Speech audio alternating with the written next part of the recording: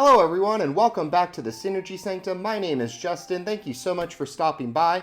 Here at the Synergy Sanctum, we specialize in all things related to Magic the Gathering, with a specific focus on deck building. So I aim to show you very quick deck techs that'll show you all of the cards in the deck and how they work together to ultimately achieve the goals of that deck. If you're not already, please like, share, and subscribe to our channel. We really appreciate that. And we also have a sister channel now, so head on over to Commander Coliseum and check out their content as well. And for today's deck tech, we have Xantcha Sleeper Agent, an EDH Chaos build. Xantcha is a really interesting commander because when she enters, you are giving her to an opponent of your choice. She has to attack each turn, for 3 mana. She's a 5/5 coming in way too early. And then for 3, anybody can have that controller lose 2 life and you draw a card. So this gets out of hand pretty quickly. It's a lot of kind of like chaos plays and basically turning your opponents against each other so you can stall out until you can drain someone out with Xantcha. Current TCG market value is a little higher at $395 to $455 because we are running all of the good non-basics in Rakdos. And then our land count, as you can see, is heavy on that non-basic at 23, and then 10 basics, getting us to a total of 33 lands. So to get us started today, it is very, very important that we keep Xantcha alive and protect her. We don't want to risk her dying from combat damage. So there are a ton of cards in here to do just that and play at instant speed. And then if you end up not needing it, you can just pour that mana into the draw. So we're running things like Undying Malice and Undying Evil and Feign Death to save Xantcha. Supernatural Stamina, Professor's Warning, and Ashnod's Intervention do the same thing. We're running things like Sudden Spoiling. So if people are going to block Xantcha, we can turn all of their creatures to 0/2s. We're running Silent Arbiter to make sure it's only Xantcha attacking and then people can't double block. Both of the Impetuses, so Parasitic Impetus and Shiny Impetus, to goad creatures. And then we're running the mono black propagandas with Revenge of the Ravens and Hissing Miasma to discourage people from attacking us, because if they choose to, they'll lose a life. And then even more protection, mostly for us, not necessarily for Xantcha. So No Mercy, if someone deals damage to us, they're destroyed. Kazul, Tyrant of the Cliffs, is our red propaganda, so he's making ogres for us unless they pay 3. Void Winnower is making it so even mana cost things can't block as well as can't be cast. And then we're running things like Bedlam, where creatures cannot block, so we're basically guaranteeing that Xantcha is going to get through because there won't be blocks.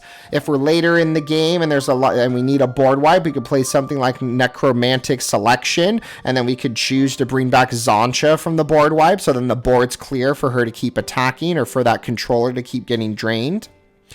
In addition to that, we're running kind of scary Rakdos stuff in the deck with Pier into the Abyss, so everyone's that target player is going to draw cards equal to half their life and then lose, or half their library and then lose half their life. We're running Sheoldred the Apocalypse to just drain people off of draws. Repay in Kind is super expensive, but I think it's super kind of interesting to make everybody's life total really, really low if they happen to turn on you, and then you can drain them with Xantcha.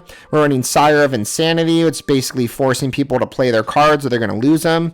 Skitherix, the Blight Dragon, is a backup plan. We got an Infect in the deck to fly over everybody and kill them with Infect. Tree of Perdition can make a target opponent's life total 13, which is really broken.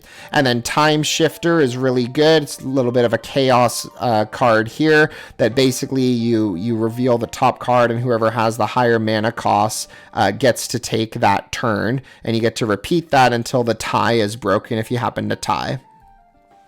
And then even more scary stuff in Rakdos. We got an Orcish Bowmaster, so we'll play it. We're running an Opposition Agent, so people can't tutor to deal with us. Karasakar, the Eye Tyrant from the Forgotten Realm set, is basically goading creatures. And then if an opponent attacks another opponent, you and that attacking player draw. So there's some draw built in with him as well. Olivia Voldaren can steal stuff. Master of Cruelties can end the game if he's not blocked, which with Bedlam out, that's what's going to happen. Kaverick the Merciless is forcing people to take damage if they play spells. Captive Audience is really good. You immediately choose the the life total becomes 4. Ideally is what you're hoping your opponent chooses, but they can try to delay it for 2 turns. Head games let you take their hand and then give them a bunch of lands. Burning Sands, when creatures die, they sack lands, so we're not going to be playing a ton of creatures. We don't care about this as much as everybody blocking Xantcha. Fraying Omnipotence is really good, draining everybody for half, and then they got to discard each player, and then they got to discard their hand and sack their creatures. Exsanguinate is a good mana sink to drain life and gain it, and then Illicit Auction to have a bidding war happen for the control of a target creature. And then other good stuff in the deck, you can see there's a ton of life drain in this deck, so something like Wound Reflection can be a game ender. Treacherous Link enchanted onto Xantcha is so broken because anything that is redirect to its controller all damage dealt to enchanted creatures. So any damage that's dealt to Xantcha is going to get redirected to her controller at the time. Erebras is giving haste and then making blockers come in tapped. Repercussion is in here to, if something's being dealt damage, it goes to the controller again. We've got Scheming Symmetry as our tutor, and then Treasure Nabber to take rocks. And then our interaction in the deck, we are running Terminate and Snuff Out for targeted removal, as well as Chaos Warp, Vandal Blast to deal with artifacts, and then Blasphemous Act and Damnation are our board wipes. And then we've got a lot of draw on the deck, even though we can technically draw off of Xantcha every time. We're running things like Stormfist, Crusader, Spiteful Visions, Dark Confidant, Dark Tutelage, and Keen Duelist all give us an additional draw. But there's some type of negative to it as well, but the negative isn't enough to discourage the draw. Share the Spoils is making a pile that everybody can play from. And then Temple Bell to give everybody a draw, and Shakedown Heavy is a big attacker that they can choose to give us draw if they don't want to take the damage. And then finally, our mana in the deck, a showstopper in this deck is Heartstone, because Xantcha's ability costs 3, so you can discount it to 2 to entice people to pay into it even more. We're running the expected rocks in Rakdos with Soul Ring, Arcane Signet, the Talisman of Indulgence, and Rakdos Signet. Black Market, when a creature dies, it's getting charge counters, and then you're getting black at your pre-combat main phase that you can dump into Xantcha for draw. Rowan, Scion of War, is discounting spells based off of life lost. Mahadi's giving you treasures based off of creatures that die. Mana Flares to double up our mana, and Generous Plunder is giving treasures out to everybody. And with that, our show has come to an end. Thank you so much for watching our video, and if you enjoyed that video, feel free to share it out with any friends who might find value in it as well. Thank you so much for stopping by. We hope to see you again soon. Have a good one.